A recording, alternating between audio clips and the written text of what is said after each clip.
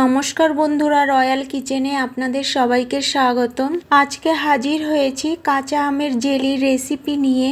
এখন তো বাজারে প্রচুর পরিমাণে কাঁচা আম পাওয়া যাচ্ছে, তাই ভাবলাম কাঁচা আমের জেলি বানিয়ে নিই আর আপনাদের সঙ্গেও শেয়ার করি।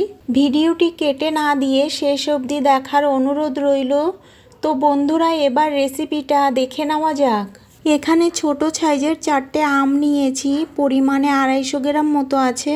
আমগুলোকে ভালো করে ধুয়ে পরিষ্কার জলে আমি 10 মিনিট মতো ভিজিয়ে রেখেছি। এবার আমগুলোকে ছুলে ছোট ছোট টুকরো করে নেব।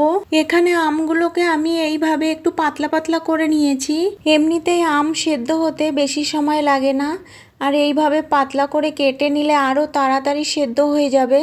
এবার গ্যাসে কড়াই বসিয়ে কেটে রাখা আমগুলোকে এর মধ্যে দিয়ে দেব। আর যেহেতু আমি এখানে 250 গ্রাম আম নিয়েছি, তাই জলটাও আমি 250 ml মতো দেব। এবার গ্যাস মিডিয়ামে রেখে ঢাকা দিয়ে আমগুলোকে সিদ্ধ করে নেব।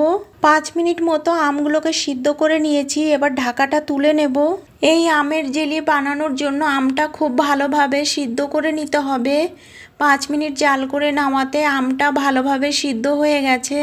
গ্যাস অফ করে দিয়েছি। এবার আমগুলোকে একটু ঠান্ডা করে নেব। এবার একটা স্ট্রেনারের মধ্যে কিছুটা সেদ্ধ করা আম নিয়ে নেব। আমটা দিয়ে এইভাবে চামচ দিয়ে চেপে দেব। আমগুলোকে এইভাবে চেপে নেওয়াতে আমের শক্ত অংশগুলো স্ট্রেনারের মধ্যে থেকে গেছে, আর আমের পাল্পটা কত সুন্দর বেরিয়ে গেছে। এবার গ্যাসে আরেকটি কড়াই বসিয়ে দিয়ে আমের পাল্পটা কড়াইয়ের মধ্যে দিয়ে দেব। গ্যাস মিডিয়ামে রেখে এইভাবে অনবরত নেড়ে আমের পাল্পটা 5 মিনিট মতো জাল করে নেব।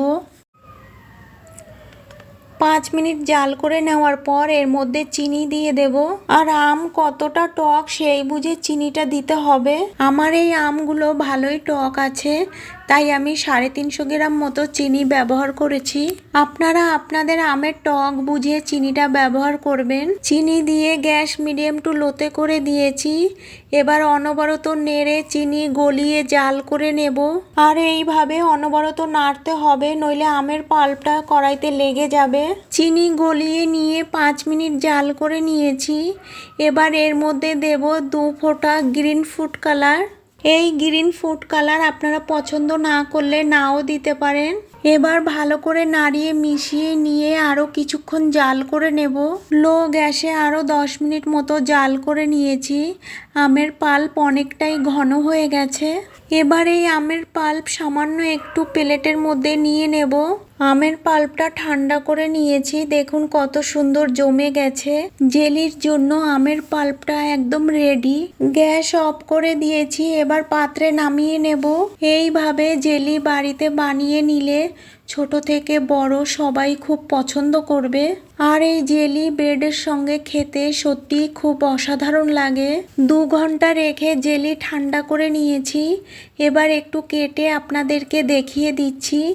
দেখুন কাঁচা আমের জেলি কত সুন্দরভাবে তৈরি হয়ে গেছে। এইভাবে জেলি বাড়িতে বানিয়ে খেলে আশা করি আর দোকান থেকে কিনতে হবে না। আজকে এই জেলির রেসিপি আপনাদের কেমন লেগেছে কমেন্ট বক্সে জানাতে একেবারেই ভুলবেন না। আর যদি ভালো লেগে থাকে লাইক, শেয়ার, সাবস্ক্রাইব করে আমার পাশে থাকার অনুরোধ রইল। সবাই ভালো থাকবেন, সুস্থ থাকবেন। আর আমার এই রেসিপিটা শেষ অবধি দেখার জন্য আপনাদেরকে অনেক অনেক ধন্যবাদ।